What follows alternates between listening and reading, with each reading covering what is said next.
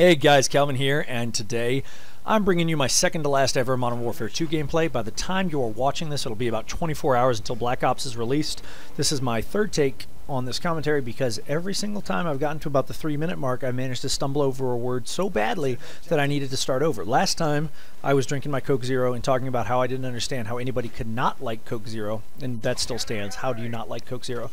And I managed to not be able to say the word Coke 3 times. So, anyways, this is a domination match. I think it's 6v6 on Afghan with my good boys at MW2 and Xanator. Hey everybody, Xanator here. This is a really good game. It's like a 15-1 KD. We win. A lot of fun. And I just want to use this as a little bit of a backdrop to talk about Black Ops. Black Ops is probably my most anticipated game. I don't want to say ever, but pretty close. And I think anytime you get that excited about something, you are bound to be disappointed. There's just no way that something that you hype up that much can be as good as you want it to be. I've probably watched 10 hours worth of gameplay footage from people who legally have acquired the game, including my friends Double George, Shankney, you know, other guys that are posting on YouTube, guys that I don't know as well. And I'm hearing a lot of good things, a lot of, you know, sort of indifferent things, and a lot of bad things too, and I think that's to be expected, and I think a lot of that has to do with how well people are playing. I mean, you're going to like a game more the better you are at it. I mean, it's just that simple. People can deny it, you can say it's not true, but you know, I mean, that's the fact of the matter. When I'm playing Modern Warfare 2 well, you know, when I'm not having any trouble doing well, when the kill streaks are coming, when I'm going 20-1 every match or whatever, I love the game. When I'm doing badly and struggling to go 2-1 KD on a match, I hate the game. It's a piece of crap. And anybody that tells you that's not true is lying, because how well you do at anything in life influences how you feel about it, at least initially. That's just how subjectivity works. So I think one of the things that's frustrating people right now, or two of the things actually, is that the game is pretty laggy because there's a lot of offshore hosts for the US players, and I'm not sure why, but it's probably because a predominant number of the hackers and people who illegally downloaded the game live overseas. There's a lot of torrenting apparently that goes on in Mexico, and certainly in Russia and China and things like that. And the other thing is, the legit players that have the game are the guys that really care. They're the guys that really want to get better.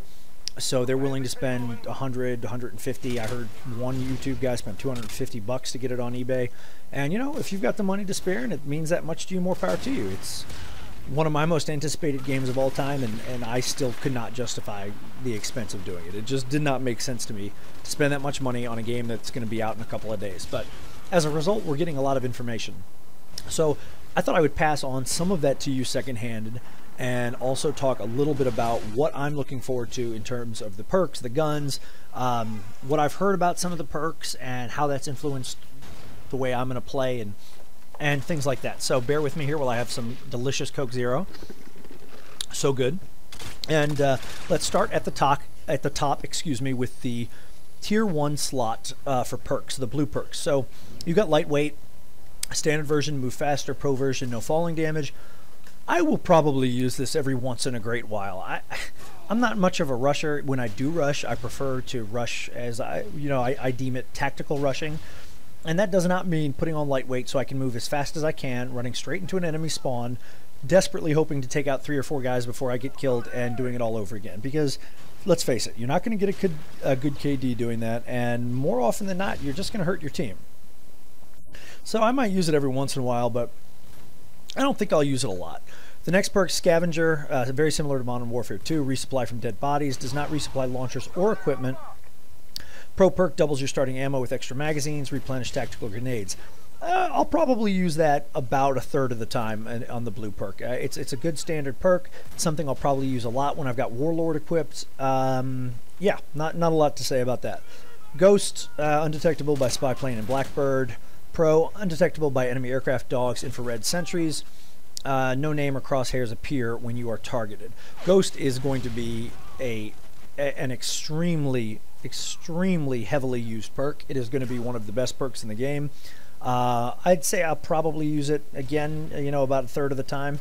I in general don't mind people knowing where I am when they see me on their UAV, because unless they're getting the drop on me or coming up behind me, I frankly feel pretty good about my chances in a gunfight in a one-on-one shooting match against pretty much anybody that plays the game. So from that perspective, I'm not really troubled by that. The next perk is Hardline. Kill streaks 1 kill early. Pro get a second chance on the result of a care package. So for instance, care package drops in front of you. It's ammo. You double tap X, and you could get the Grim Reaper. I don't know if 9 and 11 kill streaks are in care packages in Black Ops. I have not been able to get any of my friends to confirm that or not. So I guess we'll all find out in about 26 hours or so. I love Hardline. I think it's a great idea. Everybody that I've talked to have told me that kill streaks are much, much harder to get. The spawn system is a little different in this game. You get killed from behind a lot. Guns take longer to kill. I think having Hardline on, especially if you're going for any high lethal kill streaks, is going to be absolutely a requirement. Okay, the last perk in the blue slot is Flak Jacket. Standard extra explosive resistance, pro extra fire resistance, and reset fuse when you toss back grenades. Apparently grenade launchers are tremendously nerfed in this game, which to me is the second best thing they could have done to help the Call of Duty series. The first thing they could have done, the best thing they could have done, is nerf or eliminate the knife, but that is going to be a topic for a different commentary. You know, if I play Ground War Domination, I might run Flak Jacket some of the time, but frankly, I don't think it's a real good use of a perk slot. So, onto the red perk slot, tier 2. It actually looks orange now, but that's not really the point. Hardened, standard extra bullet penetration, pro bullets do extra damage to aircraft turrets, reduced flinch when shot. Hardened is the equivalent of Deep Impact from Call of Duty 4 and World at War, or the FMJ attachment in Modern Warfare 2. I don't really like that this is a perk rather than an attachment. I think for the utility that it offers, it is more appropriate as a perk than, or excuse me, as an attachment than a perk. I think it's a huge sacrifice to give up another one of the perks in order to get extra bullet penetration. In fact, to me, the single best part of this is the pro part where you actually get reduced flinch when shot. That seems to me that it could be pretty damn useful, especially if you're rushing. So let's check my time. Wow, I'm really running out of time fast here, so let's keep going. I'll probably use that every once in a while, but not a lot. Scout, standard, hold breath longer, pro switch between weapons faster. Obviously something you want to use with the sniper rifle. Sniper rifles, apparently, they kind of basically completely destroyed with the quick scoping patch. I think that's going to get patched again at some point. Have no interest in that perk. Steady aim, extra accuracy when shooting from the hip, pro. Quicker aiming after sprinting, and quicker recovery from knife lunge. Anything that makes knifing easier or better or encourages people to do it is a terrible idea. I cannot fathom that Treyarch didn't learn any of this from Infinity Ward, or at least learn more from the disaster of Modern Warfare 2. I do, however, hear that the standard, extra accuracy when shooting from the hip is extremely good with submachine guns, so I would guess I'll use that probably about a third of the time. Sleight of hand, faster reload, pro, faster aiming down sights with non-scope weapons. This is probably my favorite perk in the game. I'm going to run it at least 50% of the time. A lot of other guys I know who are very good at the game are doing the same thing, or have told me they already are doing the same thing. And I think anybody that wants to get better, that's one way to do it. Put sleight of hand on. It will help you, especially the pro version. Warlord is bling. You get 2 attachments on your primary weapon, and the pro version start with 1 extra lethal and tactical grenade.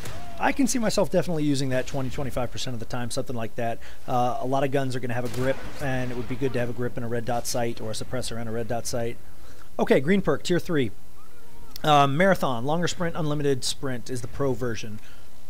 Like I said, same thing with lightweight. I don't really need to run around so much that I want Marathon on all the time, but I did use it on my submachine gun classes in Modern Warfare 2 pretty frequently, so I can see myself using it, 10-20% of the time.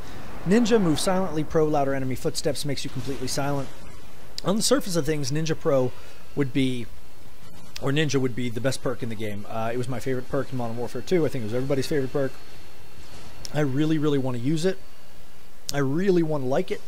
Everything I've heard from people I know that have the game is that the perk is seriously nerfed, that ambient sound is extremely loud, in fact too loud, and that as a result of that, Ninja is almost useless. I know a lot of people that would not put their headsets down to save their lives, who are now taking their headsets off and playing with regular TV sound because there's no point in sound whoring anymore. So keep that in mind. Second chance, pull out pistol before dying. Pro survive longer than any teammate can revive you.